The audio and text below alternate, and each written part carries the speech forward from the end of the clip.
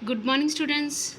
Welcome back to our online classes. Now I discuss about BG course, paper 2, part B, chemistry for first years. What is sodium carbonate uses? Okay, ఇదేంటంటే మృదు జలాన్ని తయారు చేయడానికి, ముఖ్యంగా నేలను శుభ్రం చేయడానికి లాండ్రీలలో సోడియం కార్బోనేట్ను వాడతారు. లాండ్రీ అంటే ఇస్త్రీ చేసే దాంట్లో సోడియం అండ్ కార్బోనేట్ను వాడతారు అన్నట్టు. ఇది ముఖ్యంగా మృదు జలాన్ని శుభ్రం చేయడానికి, మృదు జలం తయారు చేయడానికి అండ్ నేలని శుభ్రం చేయడానికి వాడతారు అన్నట్టు. తర్వాత గాజు, సబ్బు, బొరాక్స్, కాస్టిక్ సోడాలను భారీ పరిశ్రమల్లో తయారు చేయడానికి దీన్ని ఉపయోగిస్తారంట.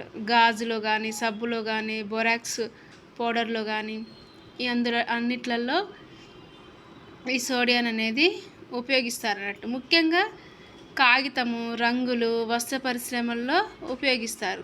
కాగితం కానీ, కాగితం పరిశ్రమ, రంగుల పరిశ్రమ అలాంటి పరిశ్రమల్లో ఉపయోగిస్తారు.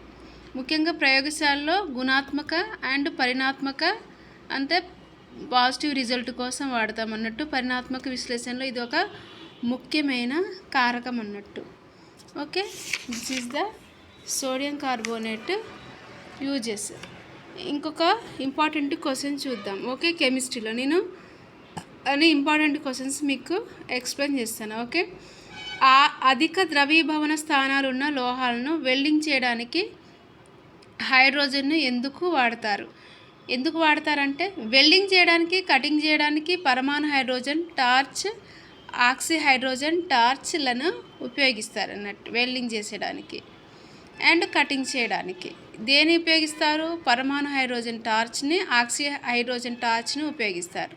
విద్యుత్ చాపం సహాయంతో హైడ్రోజన్ను విఘాటనం చేస్తే పరమాణు హైడ్రోజన్ అణువులు వస్తాయి. వీటిని వెల్డింగ్ చేయవలసిన పదార్థ తలంపై పునః సంయోగం చెందించి 4000K ఉష్ణోగ్రతను పుట్టిస్తాయి. అంటే దీన్ని ఉపయోగించి వెల్డింగ్ చేయాల్సిన పదార్థాన్ని తలం వైపు ఉంచి దాని వలన ఎంత 4000K ఉష్ణోగ్రత అనేది పుట్టించవచ్చు. ఇదేంటి? అధిక ద్రవీభవన స్థానాలు ఉన్న లోహాలను వెల్డింగ్ చేయడానికి ఉపయోగించే హైడ్రోజన్ అన్నట్టు. ఓకే, దాన్ని 4000K ఉష్ణోగ్రతని పుట్టించవచ్చు అన్నట్టు. దాని ద్వారా ముఖ్యంగా ఇది వెల్డింగ్ చేయడానికి, కటింగ్ చేయడానికి ఉపయోగపడేది. నెక్స్ట్ క్వశ్చన్ చూద్దాం. Important question. కఠిన జలం, మృదు జలం అనే పదాలను వివరించి. అసలు కఠిన జలం, మృదు జలం అని ఎప్పుడైనా విన్నారా మీరు? కఠిన జలం అంటే ఎక్కువగా బోర్ వాటర్ అంటే సవ్వగా ఉన్నాయంటారు, ఉప్పులు ఉన్నాయంటారు కదా, అదనేది కఠిన జలం అంటారు దాన్ని. మృదు జలం అంటే కొంచెం వాటర్ తాగేటప్పుడు కూడా కొంత తీయదనం కలిగి ఉంటుంది, అంటే సాఫ్ట్గా ఉంటుంది. డ్రింక్ కూడా, వాటర్ కూడా సాఫ్ట్గా ఉంటుంది. అండ్ బట్టలు మురికి కూడా బాగా పోతుంది అంటారు కదా, మృదు జలం అనేది అది. ఓకే, కఠిన జలం, మృదు జలం ఒక పదాలను వివరించండి. హైడ్రోజన్ కార్బోనేట్, క్లోరైడ్, సల్ఫేట్స్గా కాల్షియం, మెగ్నీషియం లవణాలు ఉన్న జలాన్ని కఠిన జలం అంటాం. అయితే ఇది సబ్బుతో త్వరగా నురగనివ్వదు. ఏది సబ్బుతో త్వరగా నురగనివ్వదు? మీరు ఎప్పుడైనా గమనించారా? ఉప్పులు నీళ్ళతో బట్టలు ఉతికినప్పుడు అయితే విరిగిపోతూ ఉంటుంది సబ్బు అనేది, అసలు నురిగే రాదు, స్మూత్నెస్సే ఉండదు, రఫ్గా ఉంటుంది. దాన్ని కఠిన జలం అంటాం. ఓకే, కరిగి ఉన్న కాల్షియం, మెగ్నీషియం లవణాలు లేని వాటిని మృదు జలం అంటారు. అంటే ఇప్పుడు ఇక్కడ ఆబ్సెంట్ ఆఫ్ కాల్షియం, మెగ్నీషియం అనేది ఆబ్సెంట్ ఉంది కాబట్టి ఇది మృదు జలమైంది, అంటే సాఫ్ట్నెస్ ఉంటుంది అన్నట్టు. ఇది సబ్బుతో బాగా నురగ రావడానికి ఆస్కారం ఉన్నది. ఓకే, ఏంటి మృదు జలం అనేది. కఠిన జలంలో ప్రజెంట్ ఆఫ్ ఏముందన్నట్టు? కాల్షియం అండ్ మెగ్నీషియం ప్రజెంట్ ఉంది కాబట్టి అది కఠిన జలం. Okay, now can you understood this? Okay, Calgon పద్ధతిలో ఉపయోగించే రసాయన పదార్థం ఏంటి? ఇవి షార్ట్ ఆన్సర్స్. ఏంటి కాల్గన్ పద్ధతిలో ఉపయోగించే రసాయన పదార్థం అంటే సోడియం హెక్సామెటాఫాస్ఫేట్. ఏంటి? సోడియం హెక్సామెటాఫాస్ఫేట్. దీన్ని వ్యాపార సరళిలో కార్గన్ అంటాం అన్నట్టు. మరి ఇంధనంగా హైడ్రోజన్ యొక్క ఉపయోగం ఏంటి? హైడ్రోజన్ చాలా మందికి తెలుసు కదా. ఇప్పుడు హైడ్రోజన్ బాగా వాడుకలో వచ్చింది, గుర్తుందా మీకు? డీజిల్ ఆటోలు ఎక్కువగా పోయి హైడ్రోజన్ ఆటోలు వచ్చాయి, గమనించారా ఎప్పుడైనా? మరి ఎందుకు హైడ్రోజన్ ఆటోలో గవర్నమెంట్ అనేది అమలులోకి తీసుకొచ్చిందో ఒకసారి మీరు గుర్తు చేసుకోండి. ఎందుకంటే డీజిల్ వలన దానివల్ల పొల్యూట్ అవుతుంది కదా గ్యాస్ అనేది. ఇప్పుడు ఇప్పుడు ఆటో వెనకాల వెళ్ళేటప్పుడు పొగ వస్తుంది కదా, అదేంటి డీజిల్ వల్లనే. కాబట్టి అలా వెదర్ కూడా పొల్యూట్ అవ్వకూడదని అండ్ దాని కొరకు సౌండ్ పొల్యూట్ అవ్వకూడదని అండ్ వెదర్ కూడా పొల్యూట్ అవ్వకూడదని హైడ్రోజన్ అనేది అమల్లోకి తీసుకొని వస్తుంది. ముఖ్యంగా ఢిల్లీ అనేది పొల్యూషన్లో మొదటి ర్యాంక్ ఉందండి. ఓకే, అందుకే హైడ్రోజన్ అనేది ఉపయోగిస్తున్నారు. సరే చూద్దాం. కోల్ గ్యాస్, వాటర్ గ్యాస్ల రూపంలో హైడ్రోజన్ను పారిశ్రామికంగా ఇంధనంగా ఉపయోగిస్తారు కదా. పరిశ్రమల్లో దీని ఒక ఇంధనంగా ఉపయోగిస్తారు అన్నట్టు. అండ్ ఇప్పుడు ఆటోలకు కూడా హైడ్రోజన్ ఆటోలు ఉపయోగిస్తున్నారు పొల్యూషన్ తక్కువ చేయడానికి. ఎందుకంటే మన యొక్క ఓజోన్ పొర అనేది దెబ్బతినకుండా ఉండడానికి, గ్రీన్ హౌస్ ఎఫెక్ట్ ప్రాబ్లం అవ్వకుండా. ఓకే, ఇంకేంటి ఆక్సీ హైడ్రోజన్ బ్లోటార్చ్ సహాయంతో ప్లాటినం క్వార్ట్లను కరిగించడంలో, వెల్డింగ్ చేయడంలో ఉపయోగిస్తారు. ఎందులో ఉపయోగిస్తారు? ఆక్సీ హైడ్రోజన్ బ్లోటార్చ్ సహాయంతో ప్లాటినం క్వార్ట్లను కరిగించడంలో, వెల్డింగ్ చేయడంలో దీన్ని ఉపయోగిస్తారు అన్నట్టు. ఇంకేంటంటే కార్బోరేటెడ్ వాటర్ గ్యాస్, సెమీ వాటర్ గ్యాస్లను ఒక ఇంధనంగా ఉపయోగిస్తారు. ఓకే, మరి ఇది కూడా నెక్స్ట్ క్వశ్చన్ ఇంపార్టెంట్. ఆధునిక కాలంలో H2Oకి ఏవైనా 3 ఉపయోగాలు పేర్కొనండి. ఏంటి హైడ్రోజన్కి ఉపయోగాలు ఏంటి? చాలా ఉన్నాయి. గాయాల్ని శుభ్రపరచడంలో, ఒకసారి చూసారా మీరు దెబ్బ తగిలినప్పుడు ఒక డాక్టర్ దగ్గరికి వెళ్ళినప్పుడు ట్రీట్మెంట్ చేసేటప్పుడు హైడ్రోజన్ పెరాక్సైడ్ పోసినప్పుడు అది పొంగుతుంది కదా, అదే గాయాలను శుభ్రపరచడంలో, క్రిములను అంటే మైక్రో ఆర్గానిజమ్స్ ఉంటాయి కదా వాటిని క్లీన్ చేయడానికి ఉపయోగిస్తామన్నట్టు గాయాల మీద, ఉన్స్ మీద. ఓకే, సిల్క్, దంతాలు, ఉన్ని మొదలైన వాటిని విరంజనం చేయడానికి వాడతారు. అండ్ ప్రయోగశాలలో వాడతారు, అంటే ల్యాబ్స్లో వాడతారు. ఎందుకు? ఆక్సీకరణగా. మరి ఇంకేంటి? హరిత రసాయన శాస్త్రంలో కాలుష్యం, ఇందాక చెప్పా కదా నేను ఆటో గురించి, పొల్యూషన్ తగ్గించడానికి వాడతారని. అదే నథింగ్ బట్ ఇదే హరిత రసాయన శాస్త్రంలో కాలుష్యం తగ్గించడంలో వాడతారు. అండ్ అదే ఒక ఎగ్జాంపుల్, ఆటో అనేది ఒక ఎగ్జాంపుల్ చెప్పానండి మీకు అర్థం అవడానికి హైడ్రోజన్ గురించి. ఓకే, ఆహార ఉత్పత్తులు, ఔషధ పరిశ్రమల్లో H2O ఉపయోగిస్తారు. ఆహార ఉత్పత్తుల్లో అండ్ ఔషధ పరిశ్రమల్లో H2O అనేది ఉపయోగిస్తారు. మరి H2O తయారీ పద్ధతులను ఏమైనా 2 రాయండి. అసలు తయారీ పద్ధతులు ఏంటంటే ఒకటి ఆమ్లీకృత బేరియం ఆక్సైడ్ BaO2 అంటే బేరియం ఆక్సైడ్ నుండి అధిక నీటిని తొలగించి H2O2ని తయారు చేస్తారు. దేని నుండి? ఆమ్లీకృత BaO2 అంటే బేరియం ఆక్సైడ్ నుండి అధిక నీటిని తొలగించి దాన్ని H2O2గా తయారు చేస్తారు. ఇంకేంటంటే స్వయం ఆక్సీకరణ అనే పద్ధతి కూడా దీంట్లో వాడతారు. ఓకే, పెరాక్సో సల్ఫరిక్ ఆమ్లం కూడా జల విశ్లేషణ ద్వారా H2O2ని తయారు చేస్తారు. ఓకే, అయితే ఇప్పుడు లిథియం గురించి చూద్దాం. లిథియం లవణాలు చాలా వరకు ఆర్ద్రీకృతమై ఉంటాయి. ఎందుకంటే లిథియం అయాన్ హైడ్రేషన్ ఎంథాల్పీ చాలా ఎక్కువగా ఉంటుంది. అలాగే హైడ్రేషన్ ఎంథాల్పీ విలువ ఎక్కువగా ఉండడం వల్ల లిథియం లవణాలు చాలా వరకు ఆర్ద్రీకృతమై ఉంటాయి. ఎందుకంటే లిథియం అయాన్ అనేది హైడ్రేషన్ చాలా ఎక్కువగా ఉంటుంది కాబట్టి. ఓకే, ఇంకొక ఇంపార్టెంట్ క్వశ్చన్ చూద్దాం. క్షారలోహ హైడ్రోజన్ కార్బోనేట్లలో లిథియం హైడ్రోజన్ కార్బోనేట్ ఏ విధంగా విభేదిస్తుందంటే, క్షారలోహ హైడ్రోజన్ కార్బోనేట్లలో ఏంటి? సోడియం కంటే లిథియం నీటితో జరిపే చర్య తీక్షణత తక్కువ, అంటే సోడియం కంటే లిథియం అనేది చాలా తక్కువగా జరుగుతుంది. ఓకే, ఎందుకంటే లిథియంకు పరమాణు పరిమాణం తక్కువ ఉంటుంది కాబట్టి అది తక్కువగా చర్య జరుపుతుంది. ఓకే, లిథియంకు హైడ్రేషన్ శక్తి ఎక్కువగా ఉంటుంది. మరి కాస్టిక్ సోడా ముఖ్యమైన ఉపయోగాలను వివరించండి. ఇది కూడా important question. Okay, caustic soda ముఖ్యమైన ఉపయోగాలు ఏంటి? ఒకటి, పెట్రోల్ శుద్ధి చేయడానికి. ఓకే, అండ్ బాక్సైట్ను శుద్ధి చేయడానికి, సబ్బులు, కాగితాల తయారీలో వాడడానికి, వస్త్ర పరిశ్రమలో, ప్రయోగశాలలో రసాయన కారకంగా వాడడానికి, అండ్ రసాయనాల తయారీలో విధానంలో వాడడానికి, అండ్ కృత్రిమ సిల్క్ తయారీలో కాస్టిక్ సోడాను ఉపయోగించడానికి. ఓకే, ఇవండి కాస్టిక్ సోడా ఉపయోగాలు. పెట్రోల్ శుద్ధి, బాక్సైట్ శుద్ధి, సబ్బులు, కాగితాల తయారీ, వస్త్ర పరిశ్రమల్లో, ప్రయోగశాలలో రసాయన తయారీ విధానంలో కాస్టిక్ సోడాని ఎక్కువగా ఉపయోగిస్తాం. ఓకేనా. నీటి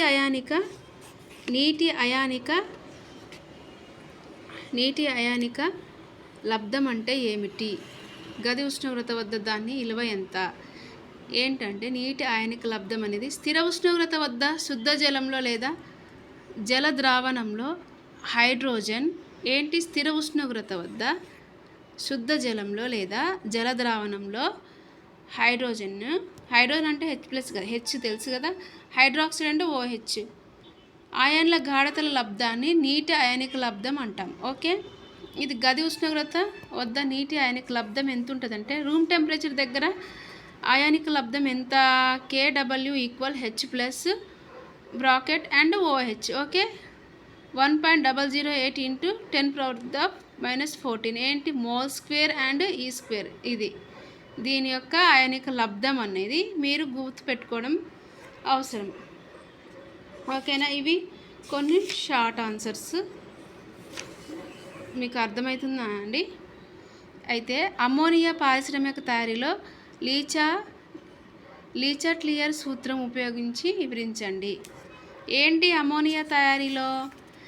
లీచాట్లియర్ సూత్రం అనుసరించి అల్ప ఉష్ణోగ్రత కూడా అమ్మోనియా ఏర్పడే చర్యను అనుకూలిస్తాయి. ఏంటి అల్ప ఉష్ణోగ్రత అంటే కొంత ఉష్ణోగ్రత అనేది అమ్మోనియా ఏర్పడే చర్యను కూడా ఉపయోగిస్తుంది అన్నట్టు. ఎందుకంటే పురోగామి చర్య ఉష్ణమోచక చర్య అయితే అల్ప ఉష్ణోగ్రతల వద్ద హేతుబద్ధమైన కాల వ్యవధిలో తగినంత పరిమాణంలో అమ్మోనియా లేనంత నెమ్మదిగా చర్య జరుగుతుంది. ఏంటి అక్కడ అల్ప ఉష్ణోగ్రతల వద్ద అది హేతుబద్ధమైన కాల వ్యవధిలో లేకపోతే అప్పుడు ఆ పరిమాణంలో అమ్మోనియా ఏర్పడలేనంత నెమ్మదిగా చర్య జరిగిద్ది అన్నట్టు. అంతేకాకుండా సమతా స్థితిని కూడా నెమ్మదిగా చేరుకుంటుంది. ఉష్ణోగ్రతని పెంచడం ద్వారా చర్య వేగాన్ని పెంచే ప్రయత్నాలు వాస్తవంగా ఉత్పాదకత రహితంగా ఉంటాయి. ఉష్ణోగ్రతని పెంచడం అనేది ఆ చర్య వేగాన్ని పెంచే ప్రయత్నం జరుగుతుంది అన్నట్టు ఉష్ణోగ్రత పెరగడం వలన. ఓకే. తర్వాత అయినప్పటికీ చర్య వేగాన్ని పెంచడానికి ఒక యుక్తమైన ఉష్ణోగ్రతను ఎంపిక చేసుకోవాలి. అయితే ఒకవేళ పెరిగినా కానీ మనం ఏం చేయాలంటే అక్కడ ఆ చర్య అనేది వేగాన్ని పెంచడానికి ఒక యుక్తమైన ఉష్ణోగ్రత ఎంపికను చేసుకోవాలన్నట్టు. అల్ప ఉష్ణోగ్రత వద్ద కూడా చర్య వేగాన్ని పెంచడానికి ఈ చర్యలో Fe అంటే ఫెరన్. ఓకే. ఉత్ప్రేరకంగా MOను ప్రవర్ధకంగా ఉపయోగించడం జరుగుతుంది. ఏంటి యుక్తతమ ఉష్ణోగ్రత 725 - 775 K ఉంటుంది. ఓకే. దీని యొక్క చర్య Fe అంటే ఐరన్ తెలుసు కదా మీకు. ఇవన్నీ కూడా మీరు కాలేజ్కి వెళ్ళకుండా ఇంటి దగ్గర ప్రిపేర్ అయ్యే వాళ్ళకి నా వీడియోస్ యూజ్ అవుతాయని మీకు ఇంతకు ముందే నేను చెప్పాను కదా. చదువుకోండి జాగ్రత్తగా. అట్లీస్ట్ ఇలా ఆన్సర్స్ చూసైనా ఒకసారి మీరు రివైజ్ చేసుకోండి. కొంత గుర్తుంటుంది, మీకు అర్థమవుతుంది. ఇంతకుముందు ఒకసారి డిస్కస్ చేసినట్టుంది కదా ఉష్ణగతిక శాస్త్రం 2వ నియమం ఇంపార్టెంట్. ఇంతకుముందు ప్రీవియస్ క్వశ్చన్లో ఉష్ణగతిక శాస్త్రం 2వ నియమం అడిగాడు. ఇప్పుడు ఒకవేళ 3వ నియమం అడగొచ్చు కదా. ఏంటి ఫస్ట్ 2వ నియమం ఏంటంటే భావ్యకారకం ప్రమేయం లేకుండా ఎక్కువ ఉష్ణోగ్రత ప్రదేశం నుంచి ఎక్కువ ఉష్ణోగ్రత ప్రదేశానికి ఉష్ణాన్ని ప్రసరింపచేయగల చాక్రీయంగా పనిచేసే యంత్రాన్ని నిర్మాణం చేయడం. అట్టి పరిస్థితుల్లో వీలు కాదన్నట్టు ఉష్ణాన్ని ప్రసరింపచేయడం. ఓకే. దాని వ్యవస్థలో కానీ దాని పరిసరాల్లో కానీ కొంత శాస్త్ర మార్పులను కలిగించకుండా దాన్ని పూర్తిగా ఉష్ణశక్తిని పనిగా మార్చలేమన్నట్టు. అది 2వ నియమం. మరి 3వ నియమం ఏంటి? ఉష్ణగతిక శాస్త్రం 3వ నియమం పరిపూర్ణ శుద్ధ స్ఫటిక పదార్థాల ఎంట్రోపీ విలువ పరమశూన్య ఉష్ణోగ్రత వద్ద -273 degrees సెంటీగ్రేడ్ టు శూన్య విలువను కలిగి ఉంటుంది. ఓకే. ఇది అనేది శూన్య విలువను కలిగి ఉంటుంది 3వ నియమం అనేది. ఓకే. అండ్ ఇదేంటి 540 గ్రామ్స్ గ్లూకోజ్లో ఎన్ని మోల్స్ గ్లూకోజ్ ఉంటుంది? ఇది కూడా ఇంపార్టెంట్ క్వశ్చన్. ఏంటంటే అసలు గ్లూకోజ్ భారం ఏంటి? 540 గ్రామ్స్. మరి అణుభారం ఎంత? గ్రామ్ అణుభారం 180. మోల్ల సంఖ్య ఏమవుతుందంటే గ్లూకోజ్ భారం 540, అణుభారం 180/3 అవుతుంది. ఓకే, ఇంకొక షార్ట్ ఆన్సర్ నేర్చుకుందాం. తలతన్యత. తలతన్యత అంటే ఏమిటి? తలతన్యత అంటే మెర్క్యూరీని ద్రవం బొట్లు కొన్నిటిని ఒక తలంపై ఉంచినప్పుడు అది తలం మీద విస్తరణ చెందకుండా గోళాకార గుండంగా మారుతుందన్నట్టు. మెర్క్యూరీని ఒక ద్రవం బొట్టు కొన్నిటిని ఒక తలంపై ఉంచినప్పుడు మెర్క్యూరీ బొట్టుని అది తలం మీద విస్తరణ చెందకుండా గోళాకార గుండుగా మారుతుంది. ఈ ప్రక్రియలో ద్రవాల ఒక అభిలక్షణిక ధర్మంపై ఆధారపడి ఉంటాయి. ఈ ధర్మాన్ని తలతన్యత అంటారు. మీరు ఒకసారి గమనించారా? ఎప్పుడైనా బీపీ ఆపరేటర్ చూసారా? బీపీ ఆపరేటర్లో మెర్క్యూరీ ఉంటుంది కదా, ఆ మెర్క్యూరీ అనేది ఇప్పుడు బ్లడ్ ప్రెషర్ చూసేటప్పుడు పైకి వస్తూ ఉంటుంది, కిందికి వస్తూ ఉంటుంది కదా, అదే మెర్క్యూరీ అనేది గుండ్లాగా ఉంటుంది కదా, దాని యొక్క షేపు. ఓకే, అదే మెర్క్యూరీ అంటే. ఓకే, అల్యూమినియం యొక్క ఉపయోగాలు చూద్దాం. ఏంటి అల్యూమినియం యొక్క ఉపయోగాలు? ఎలక్ట్రికల్ కేబుల్ చేయడంలో ఉపయోగపడుతుంది, అండ్ ట్రేలు, పటాల ఫ్రేమ్లను తయారులో ఉపయోగపడుతుంది, విమాన విడి భాగాలు తయారులో ఉపయోగపడుతుంది, అల్యూమినియం మిశ్రమ లోహాలను పైపులు, తీగలు తయారు చేయడంలో ఉపయోగిస్తుంది. మీరు రోజు చూస్తూనే ఉంటారు కదా, స్విచ్ బోర్డులలో ఉపయోగిస్తే అది వైర్స్ కలుపుతాం కదా, వైరింగ్ చేసినప్పుడు అందులో ఉంటుంది, ఆ యొక్క పైపులలో, తీగలలో ఉంటుంది కదా అల్యూమినియం అనేది. అండ్ ఎలక్ట్రికల్ కేబుల్ చేయడంలో కూడా ఉంటుంది కదా, మీరు చూసే ఉంటారు అల్యూమినియం అనేది. ఓకే, మరి ఎలక్ట్రాన్ కొరత గల సమ్మేళనాలు అంటే ఏంటి? ఎలక్ట్రాన్ కొరత గల సమ్మేళనాలు అంటే కొన్ని అణువుల్లో కోవలెంట్ బంధాలు ఏర్పడడానికి అవసరమైన ఎలక్ట్రాన్లు అందుబాటులో ఉండవు. వాటిని అణువులను ఎలక్ట్రాన్ కొరత గల సమ్మేళనాలు అంటారు. అంటే కొన్ని అణువుల్లో కోవాలెంట్ బంధాలు అనేవి అవసరమైన ఎలక్ట్రాన్లకి అందుబాటులో ఉండవు. వాటిని అణువులను ఎలక్ట్రాన్ కొరత గల సమ్మేళనాలు అంటాం. ఉదాహరణకి ఏంటంటే డైబోరేన్, టెట్రాబోరేన్. మరి డైబోరేన్ నిర్మాణం ఏంటి? ఇది ఇంపార్టెంట్ క్వశ్చన్. ఓకే, ఎలక్ట్రాన్ వివర్తన ఉపయోగాలు అండ్ రామన్ వర్ణపటం ఆధారంగా ఈ నిర్మాణాన్ని వివరించడం జరిగింది. దేని ద్వారా వివరించడం జరిగిందంటే డైబోరేన్ ఎలక్ట్రాన్ వివర్తన ప్రయోగాలు మరియు రామన్ వర్ణపటం ఆధారంగా దీన్ని వివరించడం జరిగింది. డైబోరేన్ నిర్మాణంలో 2 బోరేన్ పరమాణువులు 4 అత్యంత హైడ్రోజన్ పరమాణువులు కదా ఒకే సమతలంలో ఉంటాయి. ఈ సమతలానికి పైన కింద 2 వారధి హైడ్రోజన్లు ఉంటాయి. ఇక్కడ మీరు పిక్చర్లో గమనించారా? ఇక్కడ 4 హైడ్రోజన్ బంధాలు ఉన్నాయి కదా, ఇక్కడ కింద పైన హైడ్రోజన్ బంధం ఉంది కదా, ఇది దీని స్ట్రక్చర్ అన్నట్టు. ఇక్కడ ఈ హైడ్రోజన్కి ఇక్కడ 80 డిగ్రీ సెంటీగ్రేడ్ ఉంది, ఇక్కడ 97 డిగ్రీ సెంటీగ్రేడ్ ఉంది. ఇక్కడ ఈ 4 హైడ్రోజన్ బంధాల దగ్గర వీటి రెండింటి మధ్య ఇక్కడ 120 ఉంది, ఇక్కడ 119 pm. ఓకే, ఇదేంటంటే డైబోరేన్ నిర్మాణం అనేది ఎవరి ప్రయోగాల ద్వారా? రామన్ వర్ణపటం ద్వారా దీన్ని వివరించడం జరిగింది అన్నట్టు. ఓకే, మరి నెక్స్ట్ ఏంటి? 4 అంత్య BH బంధాలు క్రమమైన ద్వికేంద్రక 2 ఎలక్ట్రాన్ బంధాలు అయితే 2 BH-B బంధాలు భేదంగా ఉంటాయి అన్నట్టు. ఇది మీకు ఇంపార్టెంట్ అండి. ఈ క్వశ్చన్ అనేది మీరు నేర్చుకోండి. ఈ స్ట్రక్చర్ కూడా వేయండి. ఒకవేళ ఎగ్జామ్లో వస్తే దానికి మార్క్స్ కనీసం 2 మార్క్స్ అయినా పడతాయి. ఆ ఓన్లీ స్ట్రక్చర్ నేర్చుకుని. ఏంటి ఆ స్ట్రక్చర్? డైబోరేన్ స్ట్రక్చర్ అన్నట్టు. ఓకే, అవి హైడ్రోజన్వి. ఓకే, ఇక్కడ బంధం ఏంటి? BH-B బంధ స్థితిని 3 కేంద్రకాలు 2 ఎలక్ట్రాన్ బంధాలుగా ఉంటాయి. కేంద్రకాలు 2 ఎలక్ట్రాన్ బంధాలుగా ఉంటున్నాయి. వీటిని 3 కేంద్రకాలు గల ఎలక్ట్రాన్ జంట అంటాం. అంటే దీని ఒక ఎలక్ట్రాన్ బంధం అన్నట్టు. కేంద్రకము 2 కేంద్రకాలు 3 కేంద్రకాలు 2 ఎలక్ట్రాన్ బంధాలుగా ఉంటున్నాయి అన్నట్టు. వీటిని 3 కేంద్రకాలు గల ఎలక్ట్రాన్ జంట అంటాం. ఓకే, దీనినే బనానా బంధం అని కూడా అంటారు. బనానా అంటే ఇక్కడ బి అటు బి ఉంది కాబట్టి బనానా బంధం అనొచ్చు. ఓకే, అట్లా కూడా మీరు గుర్తుపెట్టుకోండి. డైబోరేన్లోని ప్రతి బోర్ పరమాణు sp3 సంకర ఆర్బిటాలను బంధాలను వినియోగిస్తుంది. sp3 సంకరీకరణం చెందడం వల్ల డైబోరేన్ నిర్మాణం అనేది ఏర్పడుతుంది. ఓకే, ఏంటి సమతలంలో రెండు హైడ్రోజన్ల మధ్య బంధకోణం ఎంత? ఇంతకుముందు చెప్పాను కదా పిక్చర్లో. ఇక్కడ ఏంటి 120 ఉంది కదా, ఇక్కడ 120, ఇది ఈ హెచ్ల మధ్య బంధం 120, ఇక్కడేమో 119 pm ఉంది కదా, అది ఈ స్ట్రక్చర్లోనే ఏంటి అది రెండు హైడ్రోజన్ల మధ్య బంధ కోణం 120 డిగ్రీ సెంటీగ్రేడ్స్ అండ్ వారధి హైడ్రోజన్ల మధ్య బంధ కోణం ఎంత? 97 degrees. Okay, this is the diborane structure for important for exam. Okay, another question. What ఇవేంటి అంటే ఎలిమెంట్స్ ఏంటి అవి? కార్బన్ సంకరీకరణం ఏంటంటే ఇవి కొన్ని ఎలిమెంట్స్ చూద్దాం.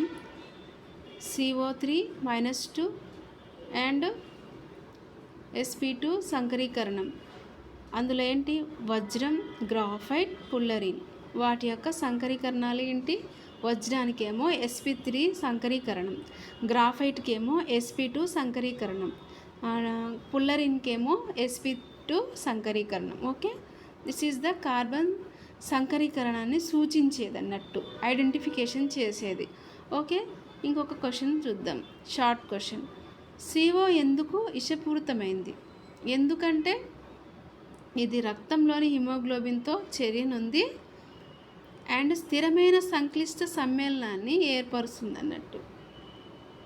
ఇంకేంటి? దీనివల్ల శరీరం అంతా ఆక్సిజన్ రవాణా నిరోధించడం వల్ల చివరకు మరణం సంభవించడం వల్ల CO అధిక విషపూరితమైంది. మీకు అర్థమైందా? CO అంటే carbon dioxide, nothing but carbon dioxide. ఇది మన బాడీలో ఆక్సిజన్ని డిక్రీజ్ చేసి మొత్తం బాడీ అంతా కార్బన్ డైఆక్సైడ్ అయితే ఏమవుతుంది? మనం లీడ్స్ టు డెత్, అంటే మన బాడీ అంతా ఎఫెక్ట్ అవుతుంది అన్నట్టు, డిసీజ్కి ఎఫెక్ట్ అయ్యి ఓకే ఇమ్యూనిటీ పవర్ అంతా లాస్ అయిపోయి బాడీ అంతా పాయిజన్ అవుతుంది. CO అనేది ఎందుకు విషపూరితం మరి ఎందుకు అవుతుందంటే అది రక్తంలో హిమోగ్లోబిన్తో, ఈ హెమోగ్లోబిన్ అనే దాంతో చర్య నొందుతుంది అన్నట్టు. అది స్థిరమైన సంక్లిష్ట సమ్మేళనాన్ని ఏర్పరచుకుంటుంది. హిమోగ్లోబిన్తో చర్య జరిగినప్పుడు అక్కడ ఏం జరుగుతుందంటే దానికి స్థిరమైన సంక్లిష్ట సమ్మేళనం అనేది ఏర్పడుతుంది. ఓకే, ఇంకొక క్వశ్చన్ చూద్దాం. రూపాంతరం అంటే ఏమిటి? స్ఫటిక రూపంలోని కార్బన్ రూపాంతరాలను తెలపండి. ముఖ్యమైన క్వశ్చన్ ఇది, షార్ట్ ఆన్సర్. ఒకే మూలకము వివిధ భౌతిక రూపాల్లో ఉండి ఒకే రకమైన రసాయన ధర్మాలను కలిగి ఉంటుంది. అంటే ఒక మూలకమే వివిధ రకాలుగా ఉంటుంది, ఫిజికల్ అపీరెన్స్లో ఉంటుంది. ఓకే, డివైడెడ్గా ఫిజికల్ అపీరెన్స్లో ఉంటుంది. అయితే అది ఏం జరుగుతుంది? ఒకే రకమైన one type of chemical okay structure కలిగి ఉంటుంది, రసాయనిక ధర్మాన్ని కలిగి ఉంటుందాన్ని రూపాంతరం అంటాం. అయితే కార్బన్ యొక్క స్ఫటిక రూపాంతరం ఏంటి? వజ్రం, గ్రాఫైట్. వజ్రం, గ్రాఫైట్ అనేది ఏంటి? కార్బన్ యొక్క రూపాంతరాలే. Okay, this is some short answers. Can you understand? Okay students, any other question? హరిత రసాయన శాస్త్రం ప్రాముఖ్యత ఏంటి? రసాయన పదార్థాల సంశ్లేషణలో కాగితాలను వివరణ చేయడంలో హరిత రసాయన శాస్త్రం యొక్క ప్రాముఖ్యత. రసాయన పదార్థాల సంశ్లేషణలో కాగితాలను వివరణ చేయడంలో అండ్ వస్త్రాల నిర్జల శుద్ధి క్రియలో హరిత రసాయన శాస్త్రం అనేది ఎంతో తోడ్పడుతుంది. ఓకే, సరస్సు యూట్రోఫికేషన్, ఇది కూడా ఇంపార్టెంట్ క్వశ్చనే. సరస్సు యూట్రోఫికేషన్ అంటే సరస్సులోకి వదలబడిన ఫాస్ఫేట్స్ దానిలోని పోషకాలను పెంచడం వల్ల శైవలాలు వంటి మొక్కల సముదాయాలతో సరస్సు నిండిపోయి ఆక్సిజన్ లేమి కారణంతో దానిలోని జలచరాల మరణానికి దారితీసి ఫలితంగా జీవ వైవిధ్యానికి నష్టం కలిగించే దృగ్విషయాన్ని సరస్సు యూట్రిఫికేషన్ అంటారు. ఇక్కడ ఏమవుతుందంటే సరస్సు అనేది మంచిగా ఉండదు. ఇక్కడ యూట్రిఫికేషన్ సరస్సులో ఏంటి? ఫాస్ఫేట్స్ అనేవి హానికరమైనవి వదలడం వలన పోషకాలు వాటి వలన పెరగడం వలన ఫాస్ఫేట్స్ వలన ఇప్పుడు మొక్కల సముదాయం ఉంటుంది సముద్రాలలో, అదేంటి ఫాస్ఫేట్స్తో వాటితో పాయిజన్తో నిండిపోయి సరస్సంతా నిండిపోయి ఏమైంది అక్కడ ఆక్సిజన్ లేమి, అంటే ఆక్సిజన్ అనేది లెస్ అవుతుంది. దానివల్ల జలచరాలు మరణానికి దారితీస్తాయి. దానికి ఫలితం ఏంటి?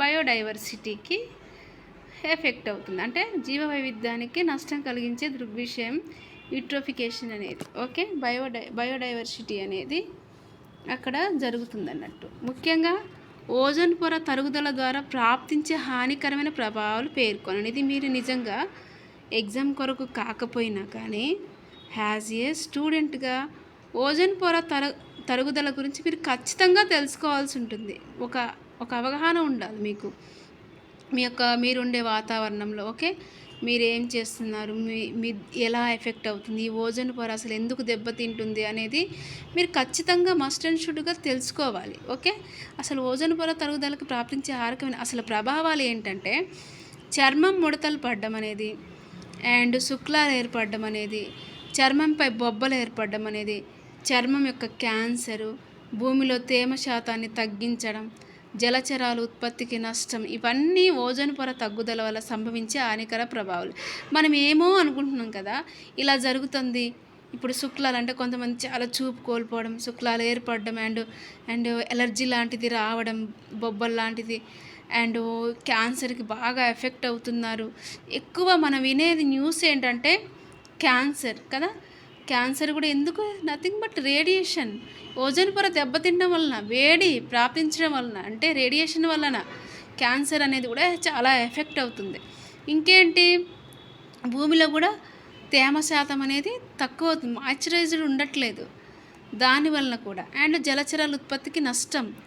ఇంతకుముందు ఏంటి, సరస్సు యూట్రిఫికేషన్లో ఫాస్ఫేట్స్ పోషకాలను పెంచడం వలన ఆ సరస్సులో ఇప్పుడు దానివల్ల అందులో ఉన్న జీవులు చనిపోతున్నాయి కదా. అట్లా జలచరాల ఉత్పత్తికి నష్టం, ఇవన్నీ కూడా ఓజోన్ పొర యొక్క తరుగుదల యొక్క సంభవించే హానికర ప్రభావాలు. ముఖ్యంగా ఇంకొకటి దీనికి రిలేటెడ్గా ఉన్న క్వశ్చన్ ఏంటంటే గ్రీన్ హౌస్ ఫలితం అంటే ఏమిటి? అసలు గ్రీన్ హౌస్ ఫలితం అంటే కార్బన్ డైఆక్సైడ్. ఓకే, వాతావరణంలోని కార్బన్ డైఆక్సైడ్ అనేది నీటి ఆవిరిలో పరారుణ కాంతిని శోషించుకొని మరలా తిరిగి భూమిపైకి ఉద్గారం చేసే దృగ్విషయాన్ని భూమి వేడెక్కడం లేక హరిత గృహ ప్రభావాలు లేదా భౌగోళిక తాపనం అంటాం. ముఖ్యంగా ఏంటి గ్రీన్ హౌస్ అంటే మీరు ఖచ్చితంగా స్ట్రెస్ చేసి మీరు గుర్తుపెట్టుకోండి. గ్రీన్ హౌస్ అనేది వాతావరణంలోని కార్బన్ డైఆక్సైడ్ నీటి ఆవిరులు పరారుణ కాంతిని శోషించుకొని, అంటే ఆవిరులు ఆ యొక్క కాంతిని శోషించుకొని మరలా తిరిగి భూమిపైకి ఉద్గారం చేసే దృగ్విషయాన్ని భూమి వేడెక్కడం లేక హరిత గృహ ప్రభావం లేదా భౌగోళిక తాపనం అంటారు. ఓకే, ఇది గ్రీన్ హౌస్ ఎఫెక్ట్. స్టూడెంట్స్ అర్థమవుతుందమ్మా మీ అందరికీ? ఓకే, ఎగ్జామ్ బాగా రాయండి అమ్మా. అట్లీస్ట్ కొన్ని క్వశ్చన్స్ అయినా ఈ వీడియో వినండి, మీకు కొంతైనా అవగాహన వస్తుంది. కెమిస్ట్రీ అంటే ఏంటి, అసలు కెమిస్ట్రీ ఉండే క్వశ్చన్స్ ఏంటి. ఓకే, అట్లీస్ట్ ఈ వీడియో వింటేనే మీకు కొంత అవగాహన వస్తుంది. కొంత రాయండి ఎగ్జామ్లో. ఏమీ ఖాళీగా అయితే రావద్దండి. ఎగ్జామ్ సెంటర్కి వెళ్ళి ఖాళీగా రావద్దు. ఏదో ఒకటి దీనికి ఓరియంటెడ్గా, కెమిస్ట్రీ సబ్జెక్ట్ ఓరియంటెడ్గా మీరు ఖచ్చితంగా రాయండి. ఇందులో నేను చెప్పిన కొన్నిట్లో ఒక 1 2 3 4 అయినా రావచ్చని నేను అనుకుంటున్నాను. ఇంకొక క్వశ్చన్ చూద్దాం. డీహైడ్రో హాలోజినేషన్ అంటే ఏమిటి? డీహైడ్రో హాలోజినేషన్ అంటే ఏంటంటే ఆల్కైడ్ హాలైడ్ నుండి ఆల్కిన్ ఏర్పడే చర్య ఏంటి? డీహైడ్రో హాలోజినేషన్ అంటే ఒక సమ్మేళనంలో ప్రక్కన గల కార్బన్ పరమాణువుల నుండి హైడ్రోజన్ మరియు హాలోజన్ పరమాణువులను హైడ్రోజన్ హాలైడ్ అణువుగా తొలగించే చర్యను డీహైడ్రో హాలోజిన్ అంటాం. అర్థమైందా? ఒక సమ్మేళనంలో ప్రక్కన గల కార్బన్ పరమాణువుల నుండి హైడ్రోజన్ గల కార్బన్ పరమాణువుల నుండి హైడ్రోజన్ మరియు హాలోజన్ పరమాణువులు ఏర్పడడం అన్నట్టు. డీహైడ్రో అంటే హానికరమైనవి. అండ్ తర్వాత ఏంటి? హైడ్రోజన్ హాలైడ్ అణువుగా తొలగించే చర్యను డీహైడ్రో హాలోజినేషన్ అంటారు. ఓకే, అదేమో హైడ్రోజన్ హాలైడ్ అంటే ఒక అణువు ఏర్పడడం ఏంటి? ఒక కార్బన్ పరమాణువుల నుండి హైడ్రోజన్ కార్బన్ పరమాణువులు ఏర్పడ్డానే హాలోజన్ పరమాణు అంటాం. ఇప్పుడు దాన్ని హైడ్రోజన్ హ్యాలైడ్ అణువుని తొలగించే చర్యని డీహైడ్రోహాలజినేషన్ అంటాం. ఓకే, ఏంటంటే ఆల్కైడ్ హాలైడ్ నుండి ఆల్కిన్ ఏర్పడే చర్య ఏంటంటే ఆల్కైడ్ హాలైడ్ను ఆల్కహాలిక్ పొటాషియం హైడ్రాక్స్తో వేడి చేసినప్పుడు ఏంటి ఆల్కైల్ హాలైడ్ను ఆల్కహాలిక్ పొటాషియం హైడ్రాక్సైడ్తో వేడి చేయగా డీహైడ్రోహాలజినేషన్ జరిగి ఆల్కిన్ ఏర్పడుతుంది. ఏంటి దీని structure ethyl chloride CH3+CH2- C, okay, Cl and another AlCl3 CH2 = CH2 + KCl + TH2. ఇది ఇథలిన్. కనీసం మీరు ఈ స్ట్రక్చర్ అయినా గుర్తుపెట్టుకోండి, ఈ స్ట్రక్చర్ అయినా బట్టి పట్టండి. ఒకవేళ ఎగ్జామ్లో వస్తే మీరు బెనిఫిట్ అవుతారు కదా. అట్లీస్ట్ ఈ స్ట్రక్చర్కి 2 మార్క్స్ అయినా వేయడానికి ఆస్కారం ఉంటుంది. ఒక స్ట్రక్చర్ అయినా గుర్తుపెట్టుకొని రాశారని మార్క్స్ వేయడానికి ఆస్కారం ఉంటుంది. ఓకే నాన్న, అర్థమవుతుందా నాన్న మీకు? ఇవి ఇప్పుడు కెమిస్ట్రీ అంటే ఒక అవగాహన వచ్చిందా? ఇది స్కిప్ చేయకుండా మీరు నిజంగా కొంత వినండి అమ్మా. ఎగ్జామ్ రోజైనా ఎగ్జామ్కి వెళ్ళే ముందైనా వినండి, కొంత ఐడియాలజీ ఉంటుంది మీకు కెమిస్ట్రీ అంటే. ఎందుకంటే మీరు వర్క్ చేసుకుంటూ మీరు చదువుకుంటారు కాబట్టి అసలు బ్రిడ్జి కోర్సు ఎవరు కాలేజీలో చెప్పరు అండ్ దాని గురించి మీకు తెలియదు కదా. మీరు చదివే కోర్స్ వేరు. ఏంటి మీరు చదివే కోర్సు ఒకవేళ MLT కావచ్చు, MPSW కావచ్చు, ET కావచ్చు అండ్ కంప్యూటర్ కావచ్చు, మెకానికల్ కావచ్చు. ఇవి కోర్సులలో ఏంటి కేవలం 3 పేపర్స్ మీకు ఓరియంటెడ్గా ఉన్న కోర్సెసే ఉంటాయి, మీకు అవగాహన ఉన్నదే ఉంటుంది. కానీ ఈ బ్రిడ్జి కోర్స్ అనేది ఎంటైర్లీ అసలు వెరైటీ కదా. అసలు మీరు ఇది వినరు, మీకు అర్థం కాదు, మీకు తెలియదు కదా. అసలు మీకు బైపీసీ అని భయమనే కదా మీరు వొకేషనల్ గ్రూప్ తీసుకున్నది కదా, అందుకే కదా. అయితే కానీ మీరు దీన్ని మిస్ చేయొద్దమ్మా, భయపడొద్దు. ఇది చాలా ఈజీగా ఉంటుంది. కొంత ఏదైనా కానీ మనం చదివేటప్పుడు దాన్ని అవగాహన చేసుకోవాలి అండ్ అండర్స్టాండ్ చేసుకొని చదువుకుంటే కొంత మనకి అర్థమవుతుంది. ఓకే, కొంత ఐడియాలజీ అనేది వచ్చింది. మరి ఇది మీరు మిస్ చేసుకోకుండా ఇది కూడా మీరు పాస్ అవ్వండి. బ్రిడ్జి కోర్స్ అనేది పాస్ అయితే మీరు నిజంగా ఇప్పుడు కాకపోయినా ఫ్యూచర్లో మీకు ఖచ్చితంగా బ్రిడ్జి కోర్స్ అనేది ఎంత ఇంపార్టెన్స్ అంటే అంత ఇంపార్టెన్స్. జనరల్ ఇంటర్కున్న ఈక్వాలిటీ అనేది వొకేషనల్ గ్రూప్స్లో ఉన్న పిల్లలకి ఖచ్చితంగా ఉంటుంది. మీరు తర్వాత నిజంగా బ్రిడ్జి కోర్స్ పాస్ అయిన తర్వాత మీకు కొన్ని రోజుల తర్వాత ఉపయోగపడుతుంది కదా, అప్పుడు మీరు చాలా హ్యాపీగా ఫీల్ అవుతారు. ఓకే, బ్రిడ్జి కోర్స్ని మాత్రం ఎట్టి పరిస్థితుల్లో నెగ్లెక్ట్ చేయకండి. All of you, all the best students.